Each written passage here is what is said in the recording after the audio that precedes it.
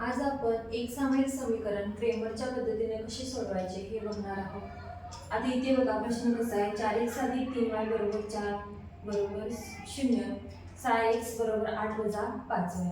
ही दोन काय आहेत, इथं एक सामायिक समीकरण दिलेली आहेत आणि ती कोणत्या पद्धतीने सोडवायची सांगितली आहे, क्रेमरच्या पद्धतीने।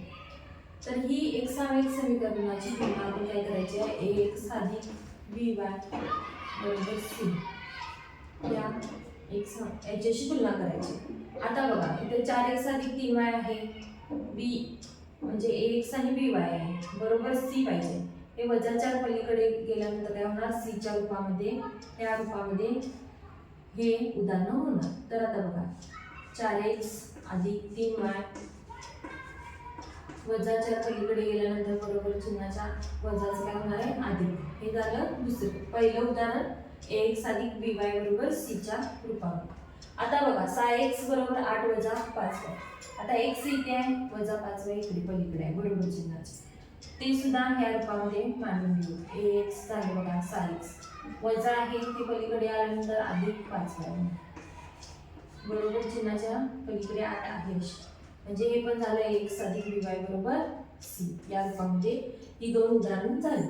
आता आपल्याला काय करायचं आहे, क्रेमरची पद्धत म्हणजेच काय, d ची किंमत काढायची, dx आणि dy या तिन्हीच्या किमतीवरून x आणि y ची किंमत काढल्यानंतर आपल्याला काय मिळणार आहे, क्रेमरच्या पद्धतीने हे उदाहरण सोडवून मिळणार आहे। तर आता बघा याच्यामध्ये हे जी पहिली किंमत आहे त्याला म्हणायचं a1 किती आहे 4, दुसरी किंमत आहे त्याला b1 म्हणायचं की किती आहे 3, आणि इथे काय आहे c1।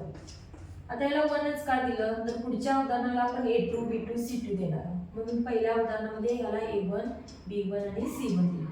आता बघा दुसऱ्या उदाहरणामध्ये a2 किती आहे 6, हा x चा सहगुणक a2, y चा सहगुणक b2, b2 किती आहे y चा सहगुणक साइडचा 5 आणि c2 किती आहे 8।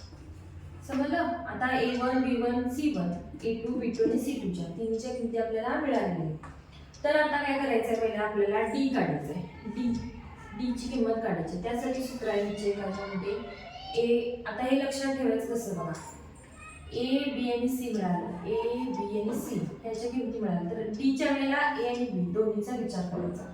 पहिल्यांदा काय करायचं a आणि b, मग याच्या a1 b1 a2 b2, याच्या इथे काय लिहायचं a1 b1 a2 b2। आता सांगा बघू a1 काय येणार आहे, a1 4 b1 3 a2 6 b2 5।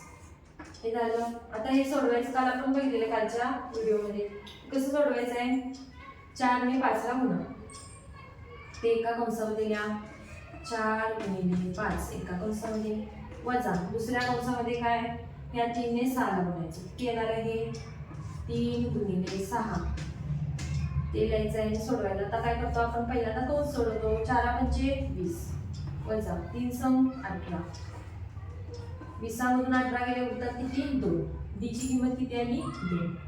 आता आपण काय करायचे आहे, dx ची किंमत काढायची। dx काढताना इथे लक्षात ठेवायचं, आता d काढताना a आणि b चा विचार केला, आता dx काढताना काय करायचं आहे, b आणि c चा विचार करायचा। आता बघा b आणि c, म्हणजे b c लिहिलं बघा, दोन्हीकडे b c लिहिलं। आता काय येणार b1 c1 b1 c1 आणि b2 c2 एवढंच करायचं।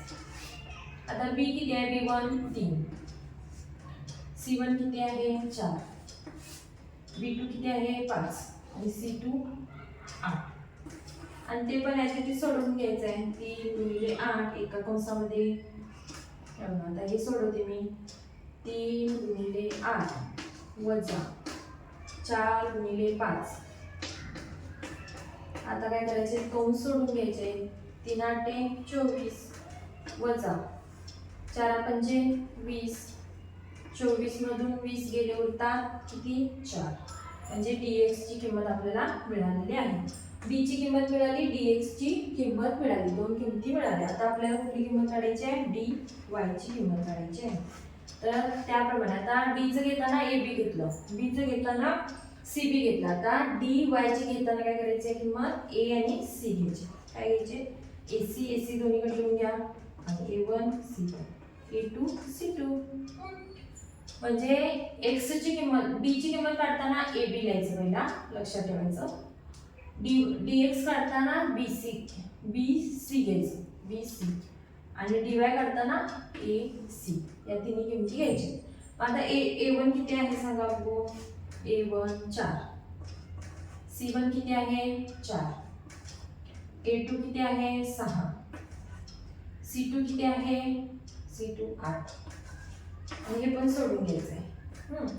तर सोडवा 4 गुणिले 8 एका कंसामध्ये वजा दुसऱ्या कंसामध्ये 4 गुणिले 6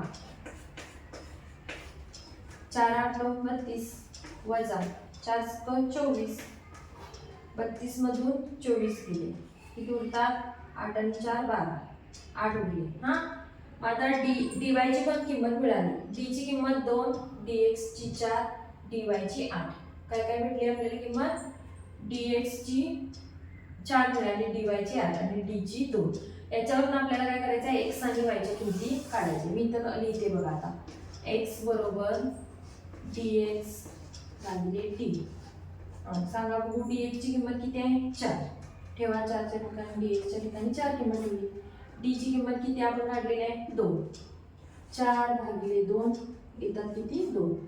आणि आता काय करायचे y ची किंमत काढायची. y ची किंमत काय येणार dy भागिले d.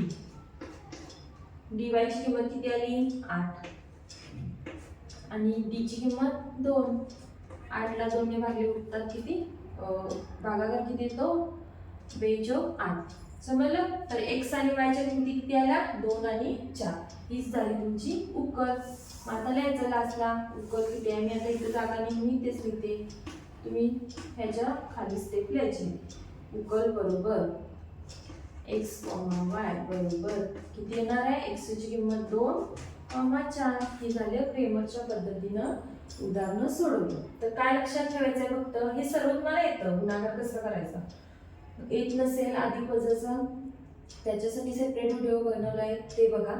आणि लक्षात फक्त ठेवायचं आहे डी काढताना ए आणि बी ची किंमत dx काढताना b आणि c आणि dy काढताना a आणि c अशा किमती सोडवायच्या.